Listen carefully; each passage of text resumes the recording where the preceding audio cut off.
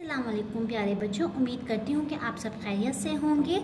कल हमने मश्क नंबर 2 की थी, सच का होगी। आज हम मश्क नंबर 3 करेंगे। एक जैसे अल्फाज वाले अल्फाज लिखें, जैसे काम, नाम। शाबाश। हम ये क्या लिखा हुआ है? हमेशा। हमेशा से मिलता जुलता क्या होगा? आइए हम नज़म में देखते हैं, ठीक है। सच कहो, सच कहो, हमेशा सच है भले मानसों का पेशा। सच तो हमेशा से मिलता जुलता क्या हुआ? पेशा। यहाँ पर मेरे साथ पेशा लिखिए।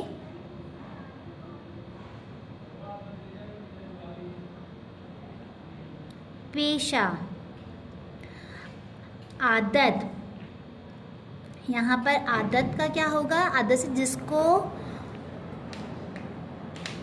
जिसको सच बोलने की आदत है वो बड़ा नेक बा सआदत है। यानी कि आदत से मिलता जुलता हर्फ हमने नज़म में क्या पढ़ा था? सआदत। अब आप लोग मेरे साथ यहाँ पे लिखें सआदत।